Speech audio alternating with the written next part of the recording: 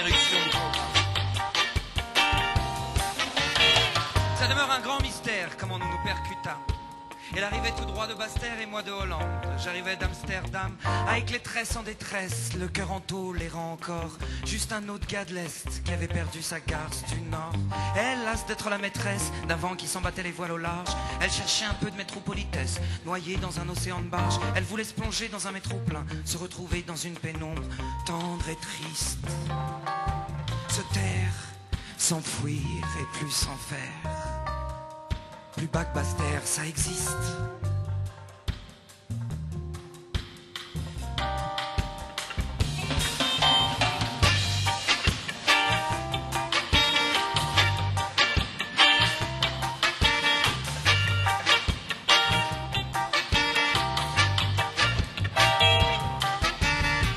Nos yeux s'emboutirent sur un quai, à Nation.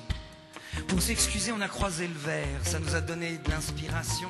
On n'avait pas beaucoup de sous, mais tellement de choses à se dire qu'on s'est assis en terrasse, autour d'un sourire, pour se retrouver chez elle, une chambre de bonne aux Batignolles, nettoyer ce qu'un pigeon bombardier avait largué sur mon col. Non, et les pigeons, on peut plus leur faire confiance, c'est plus la même du tout, quoi. Or de fil en aiguille, on s'expand, on s'explore, on s'examine. La température monte de plusieurs crans et inévitablement, on s'extermine. On s'extermine.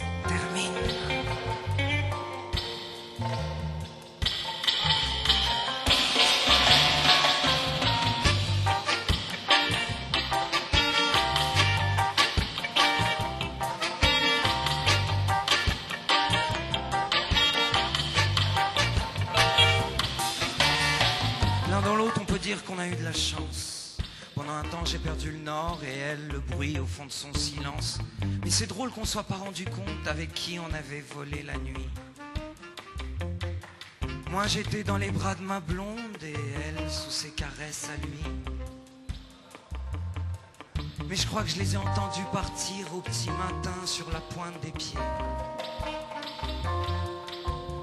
Ces vieux fantômes qui, en post-scriptum, laissent leur mégot dans nos cendriers.